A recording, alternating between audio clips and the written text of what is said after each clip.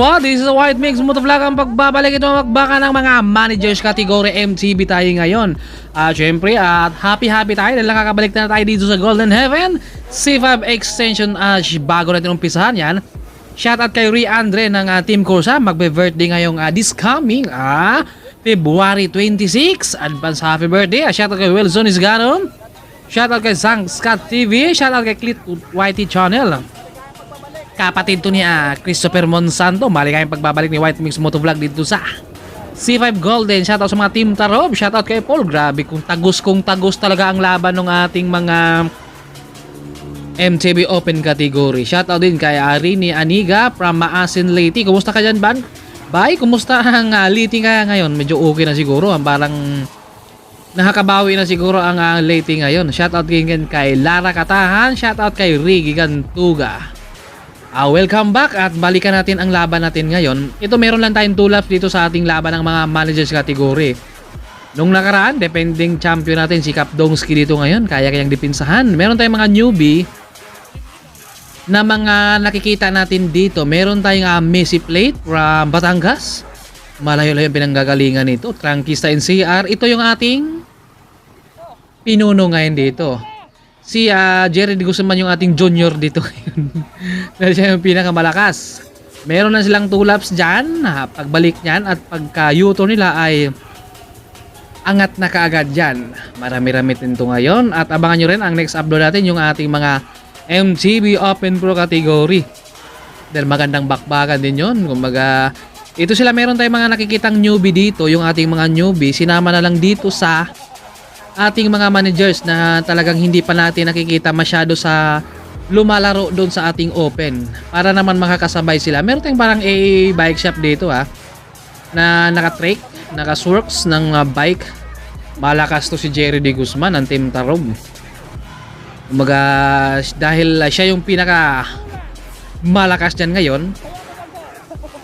Dito si Idol sumabay lang yan dahil ensayo rin. Welcome back talaga dahil happy tayo lahat dahil nakakabalik tayo dito sa C5 Golden Heaven. Meron lang tayong 2 laps dito yung ating mga newbie. Alam naman natin yan na mga bagets versus mga veterans tayo ngayon dahil mga bata ang kalaban ng ating mga veterano. Pero yung ating mga newbie dito ngayon na nakikita ay hindi yan sila masyado talaga lumalaro. Kahit sa open ay hindi talaga yan sila nakikita dahil newbie lang talaga yan. Si Mr. Black ay talagang bawal na talaga yun dito si Ruel. aka Mr. Black. Sinong aangat? Nagpapakiramdaman, Batang Samar pangalawa. Shoutout sa mga team Marindoki, Gmail Cargo. Uy, natanggal pa yung clits ni Idol doon. Ito na. Umpisa ng paghihirap nila dito dahil 7 kilometers yung kanilang laban din dito. Kumbaga 7, 14. Magandang laban to. Kumbaga git-gitan. Depending champion natin si Kapdongski dito. Kaya kanyang uli nga dipinsan na kanyang truno ngayon. Mamaya alamin natin to. Kaya bang ipanalo uli ni Kapdongski. Dahil nung nakaraan siya ang kumuha ngayon dito. Tempermado. Malakas yan. Yung mga panahunan siguro si Kurt. Wala pa rin dito si Bay si Boy Sprinter. Mukhang busy pa siguro sa kanyang live. Nandito si Loverboy ngayon. The Wonderful World. Loverboy ng Pilipinas. Dito na, nag-antay mag-breakaway pero hindi makakalabas dahil mahaba-haba pa yung tatahakin niya kapag lalabas siya dito dahil meron tayong breakaway 3. Si Christopher nandito na, nakadikit na sa likuran dahil malakas yan. Andyan si Bruce, ito si Idol, dumikit. Dahil meron tayong 3 breakaway. Nasa unahan lang natin konti. Ito, Villarico, Jerry de Guzman at naka-AA bike shop at ito naka-source ng bike. Di ako sure pero parang marikina. Shoutout sa lahat ng mga nag-subscribe. Maraming salamat sa inyo dahil talaga sulit sa mga suporta. Thank you sa mga hindi pa po nakapag-subscribe dyan. Please do the subscribe and hit the bell button para updated kayo lagi sa upload videos ng White Mix Motovlog. At pasensya na kayo sa boses ko dahil talagang ganun talaga pag Bisaya, meron talagang tigas. Kaya dila na lang ang matigas. Ay, naku. Ano ba yan? Si Jerry de Guzman yung umagwat. Meron tayong 2 humahabol. Itong 2, mukhang may lakad Jerry de Guzman. Baka diretsong Tagaytayan. Ito si Christopher. Binubuhat si AA Bike Shop. Batang Samar naman yung nagtapos dito sa grupo para ibuhatin talaga yan. Balakas siya si Batang Samar. Ito, grabe yung mga kargahan ng ating mga managers category. Wala sa tuhod, wala sa bike, wala sa edad. Nasa lakas talaga yan, oh. So, siya idol, nakatrings ng bike. O si My Module, oh, talagang nag-umpisa ako magbike. Talagang sabay-sabay lang yan noon. Ngayon, talagang lumalaban na rin. Palaban na lang talaga si My Module. Ibang-iba na talaga kapag meron tayong mga goal, meron tayong pursigido sa sarili. Meron pa tayong last lap, ha. Ito na, tumunog na yung ating bating-ting. Kaya last lap na lang to. Sino kaya manalo dito ngayon? Defending champion, si Kapdongski ng Team Bisdak. Kaya uli, depensahan ang trono niya ngayon. Si Loverboy, the Wonderful. Trangkista NCR siya, idol. Matapang yan dahil maraming tattoo. O, gano'n naman talaga sa probinsya. Kapag sino yung mga nakakapunta ng probinsya o talaga probinsya kayo, kapag marami kayong tattoo ay talagang maraming takot sa maraming tattoo dahil ayun ang mga matatapang. Pero sa Maynila ay normal lang yan yung mga nagpapatato dahil kung baka yun ang kanilang ano bang tawag nun? Habit ba? Ay dito na, nagwawala na.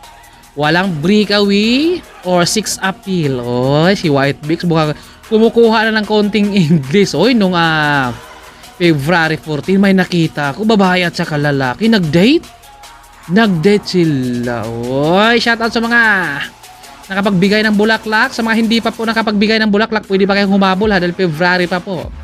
Wala tayong breakaway ngayon. Sino kaya ang kukuha dito ngayon sa kanila? Dahil napakagandang laban natin ngayon dahil wala sirang breakaway. Si My Module talaga, kayang-kaya na talaga sumabay dito ngayon. No? Dati, talagang newbie lang yan. Kumbaga, hindi na talaga uso ating mga newbie ngayon. No? Kumbaga, talagang napupunta na sa Open Pro category. Kaya talagang mas okay din yun para yung mga lakas-lakas ng ating mga newbie ay mapipilitan silang mag-insayo.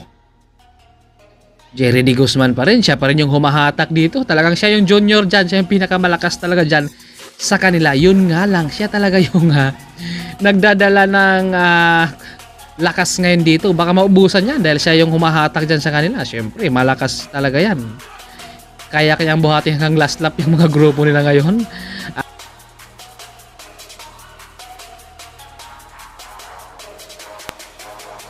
Last lap na to, kaya pagkatapos nito, pag U-turn ay talagang arangkada na to sila. Ito na si Christopher Monsanto, unti-unti nang sumusugod sa bandang unahan dahil siyempre bawal lang maipit dito sa likuran dahil para pagdating sa last lap ay talagang hindi ka na mahihirapang humabol pa. Nagigit-gitan si Batang Samar, unti-unti nang bumubungad si Kapdongski, si Loverboy, Jerry D. Guzman pa rin yung humahatag dito sa grupo nila ngayon, no? Si Loverboy parang napagod yung kanyang bike o napapawisan. Ang ganda ng jersey ni Loverboy, oh. Baka kasya yan sa akin, Loverboy. Jerry D. Guzman pa rin yung humahatak sa mga kalaban niya ngayon, no? Kumbaga marami-rami ang pasahero ni Jerry D. Guzman at ito yung si Japoy. Ito yung nawawala sa kailang grupo. Kumbaga kanina pa to tumakas. Baka diretsong Pasay ba to? Baka mag-align ba ng bike to si Jaboy? Nagkakawala to. Solo breakaway. Masasagad hanggang finish line. Abangan natin. Sundan natin kung kaya ba niyang isagad yan. Dahil yung grupo, maghahabol din yun dito. Dahil si Loverboy. Si Loverboy ay hindi mahilig yan pumodium. Pero kapag pahabulin nyo yan, kahit kakampi kayo ay talagang habulin kayo yung Loverboy. Shoutout din kayo, The Wonderful. Yan yung mga trupa natin, mga Bisaya. Shoutout sa buong Visayas, Mindanao. Isang magandang gabi sa ating lahat. Ito si Idol, humahabol siya. Christopher, maangat. Batang Samar nakadikit. Nagre-recover muna si Jerry D. Guzman sa likod. Ito, malakas dito. Christopher Monsanto dito, nakadiina dahil meron tayong isang breakaway. At ito yung ating chase group dito. Rematihan na yan, Dol. Kaya isagad mo yan dahil si Japoy baka diretsong pasa ito dahil mag-align pa ng bike to. Siyempre, pagkatapos yung ensayo dito, trabaho naman. Ganon talaga kapag mga cyclist. Itong mukhang maraming kalaban ni Japoy sa likuran. Ba't kaya si Japoy hinahabol? Ano? Nasa likuran na yung mga kalaban ni Japoy dito. Sulong-sulong niya dito pero may isang nag-jump. Meron tayong isang nag-jump dito. Kaya ni Japoy isagad hanggang finish line yan. Sundan natin kung kaya bang tiisin dahil meron tayong isang nag-jump. Baka makakadikit tong isa dito sa likuran, si Idol. Lakas to. Ayan na, nakakadikit na. Nagkaroon na ng kakampi si Japoy dito. Maitutuloy kayo ng dalawa. nagre-recover muna si Japoy dahil kanina pa yun siya nag-breakaway.